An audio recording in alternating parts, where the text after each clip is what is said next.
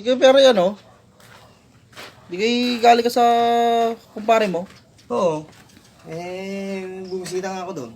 Hmm. At gawa nga ng... sabi, nagyaya sa akin ng inuman. Hindi ngayon siyempre, hindi naman, nakakaya naman tumanggi. Oo. Diba? Kumpare.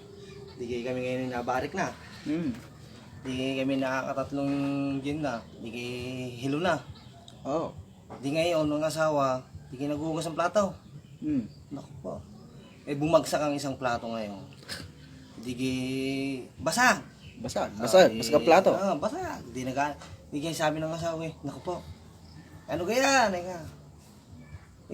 Wala. Nalaglag lang. Hindi basag na isang plato. Pumangalawa pa ngayon. Yeah. Hindi duda na yung asawa. Hindi kayo sabi ng asawa. Yung lalaki. Naku po tika lang saglit lang pare. At ako'y titignan ko lang ang aking asawa. Mukhang nagbabasag na ng plato.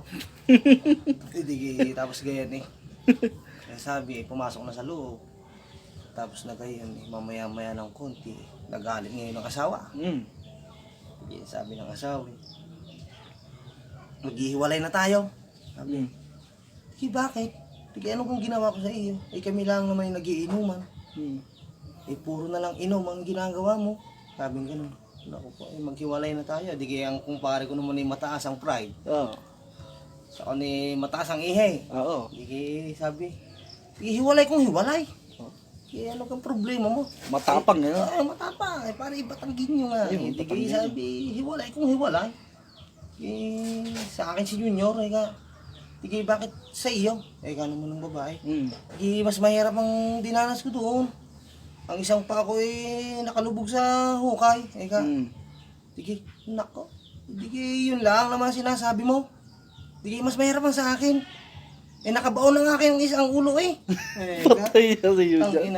Yung isang ulo pala yung nakabaon. Oo, isang ulo nakabaon. Di kaya mas mahirap ang akin.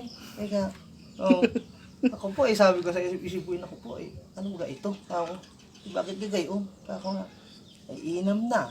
Ang ina